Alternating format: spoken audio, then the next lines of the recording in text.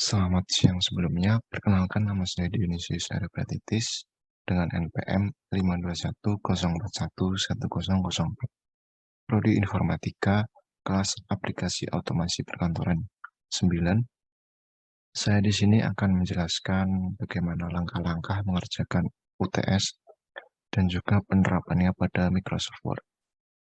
Langsung saja pada nomor 1, terdapat dua tabel yang dibuat oleh Randy, tapi setelah ditinjau, ia memutuskan untuk mengubah salah satu tabel, yaitu tabel 3.1, mengenai aktivitas magang yang berisi keterangan nomor, hari atau tanggal, dan aktivitas agar disajikan dengan format teks saja, dan dengan pemisah berupa paragraf.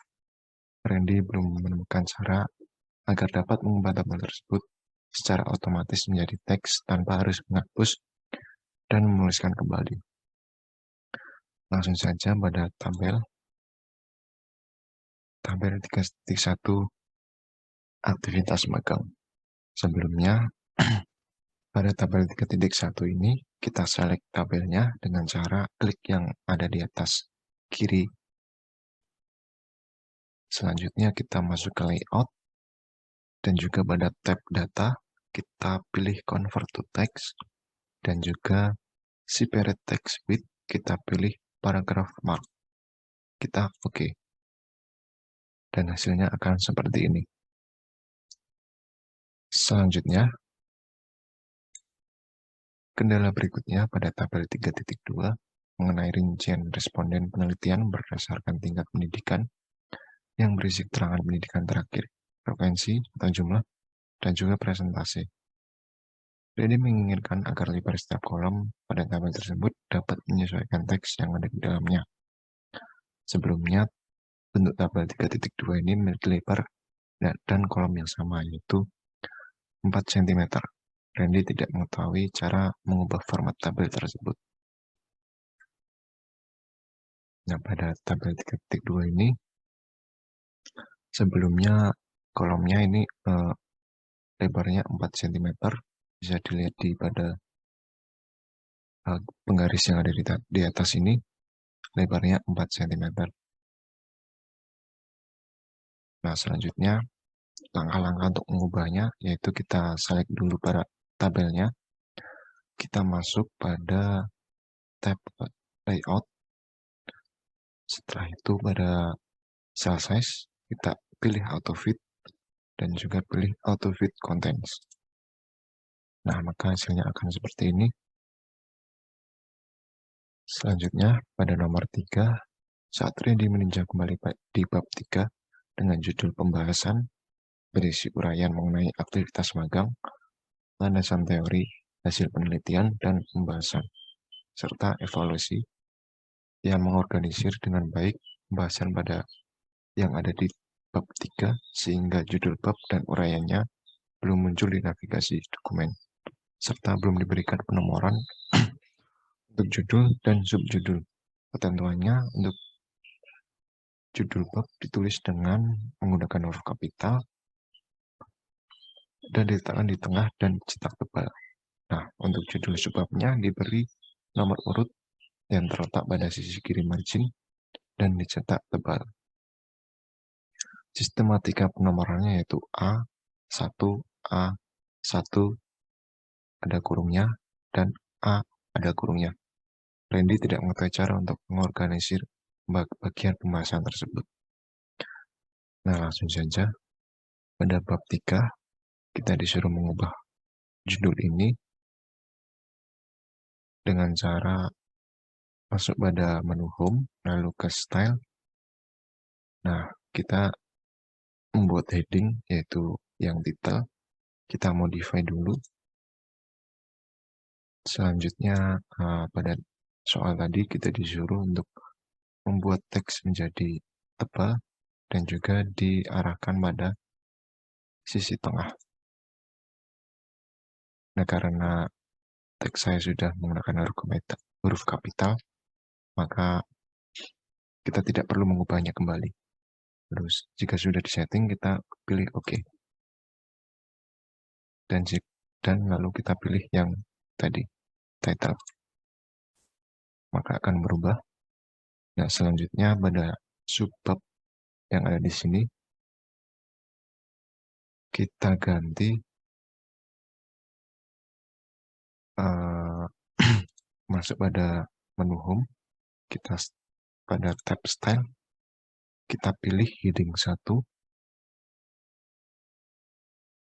kita modify terlebih dahulu, sesuai dengan ketentuan di soal tadi, kita disuruh untuk mencetak tebal, dan juga hurufnya 12 saja. Dan hitam. Mungkin dengan formatnya kita disuruh membuat penomoran, berarti kita masuk ke numbering, dan kita pilih yang ABC sesuai dengan di soal tadi. Kita oke, kita oke. Nah, untuk penerapannya kita blok atau kita letakkan kursor kita pada subjudul yang ada di sini, lalu kita pilih heading 1. Maka dia akan berubah. Selanjutnya pada subjudul pada yang ada di bawah kita ubah juga. Kita klik di sini lalu heading 1, hasil penelitian kita heading 1, selanjutnya evaluasi kita heading 1.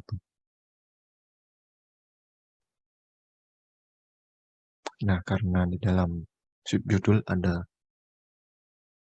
sebuah subbab lagi, kita buat pada heading 2, kita modify, kita buat dia menjadi penomorannya, yaitu sesuai dengan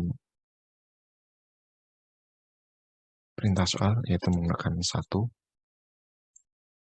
Berarti kita masuk ke format, kita ke numbering, dan pilih yang number arrangement left, yang ini. Kita klik OK. Kita pilih warnanya saja yang hitam,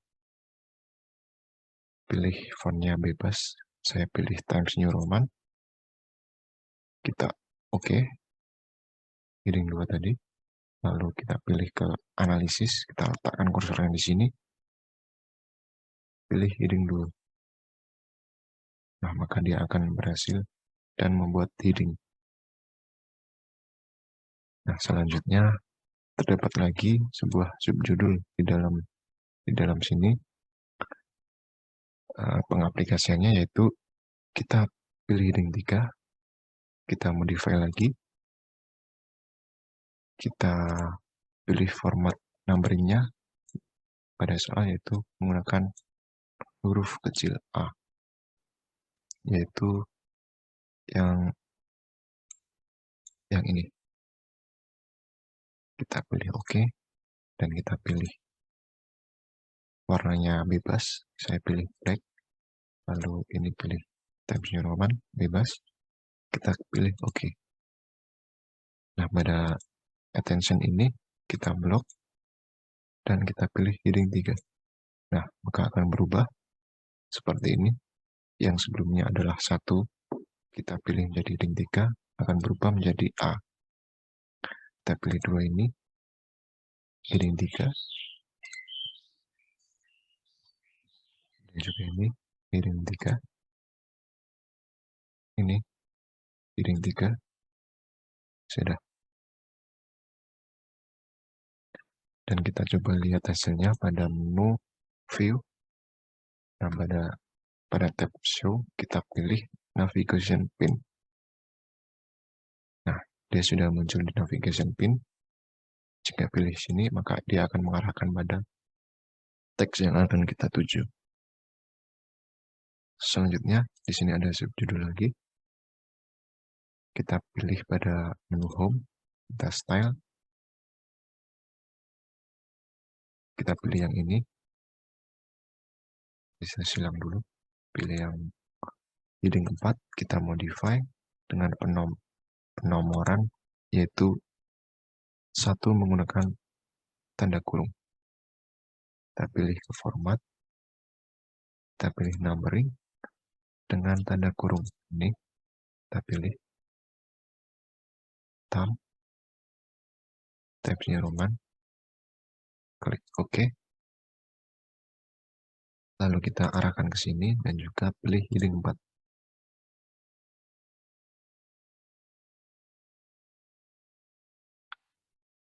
Ini ada yang salah, kita jangan pilih kita OK. Nah, maka dia akan muncul. Dari sini kita heading 4, heading 4, ini heading 4.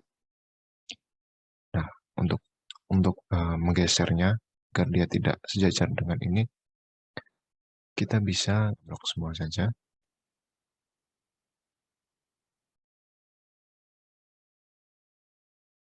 Nah, selanjutnya di sini ada submenu lagi. Kita pilih, kita pada menu home, pada style kita pilih yang heading 5. Kita modify lagi. Kita pilih format numbering-nya menjadi A dengan tanda kurung. Yang ini kita klik OK. Dan selanjutnya pilih yang hitam. Pilih Times New Roman. Oke. Klik OK. Nah, ini kita pilih yang heading 5. Heading 5. Dan ini juga heading 5.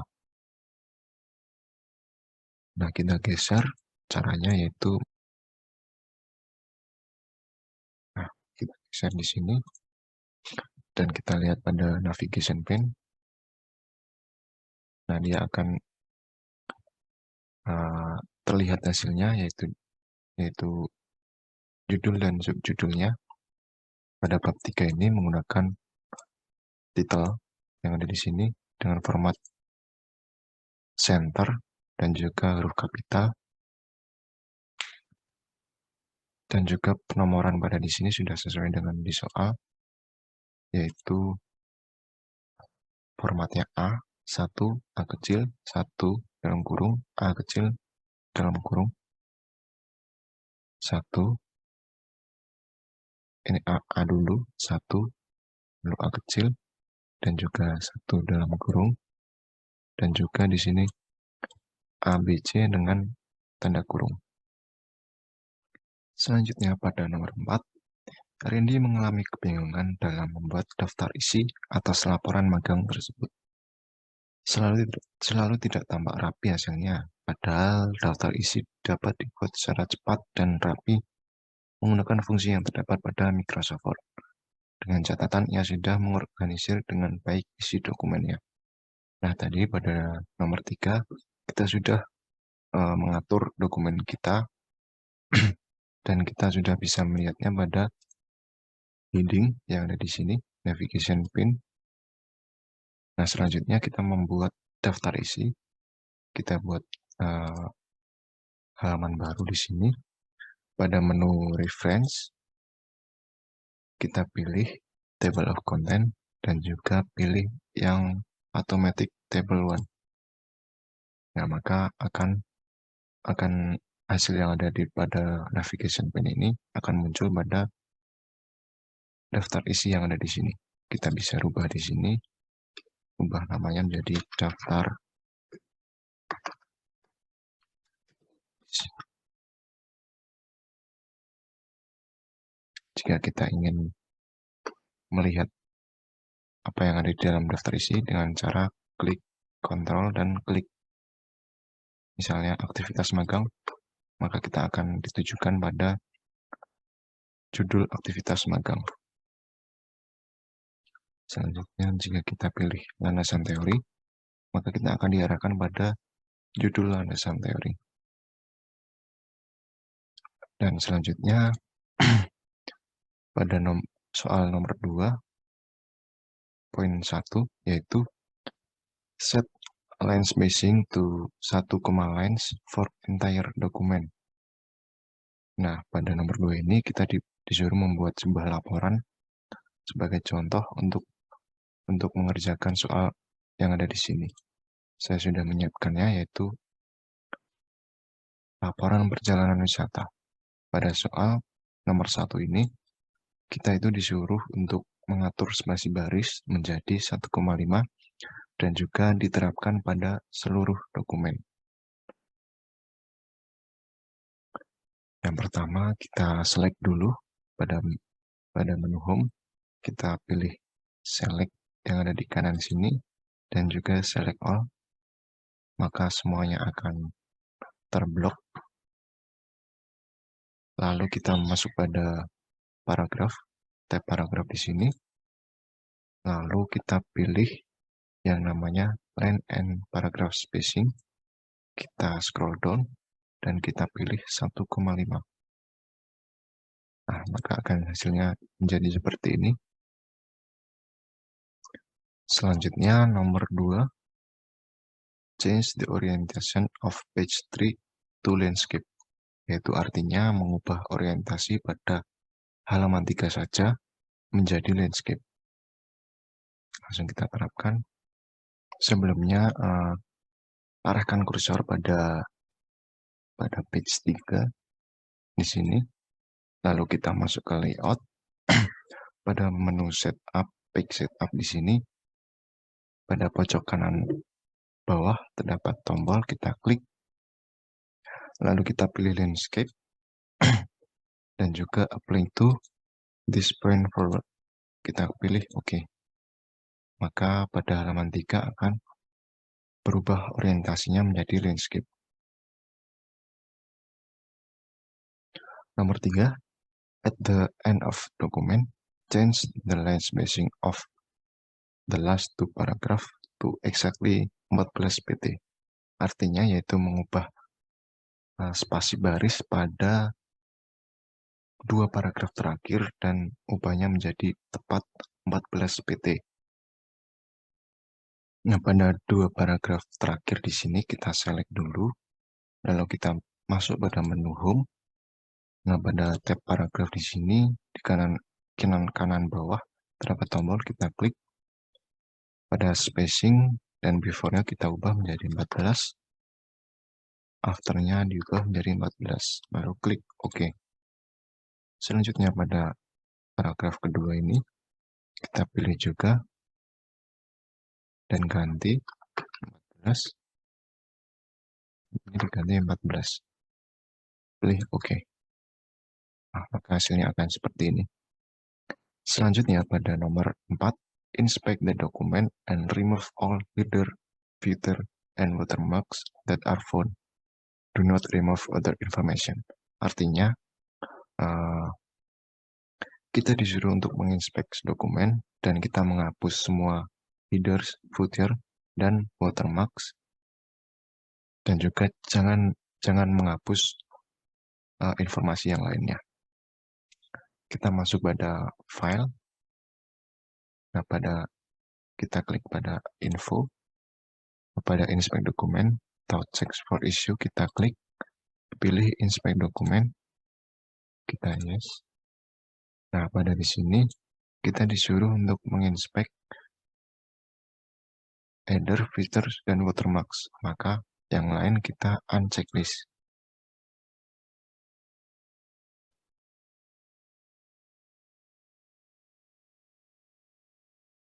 Nah, selanjutnya kita inspect. Nah, jika sudah ada hasilnya seperti ini, kita hapus. Maka sudah centang, kita close, maka header dan footernya akan hilang. Demikian penjelasan dan mengenai jawaban ujian tengah semester saya. Jika ada salah kata, mohon dimaafkan. Selamat siang dan terima kasih.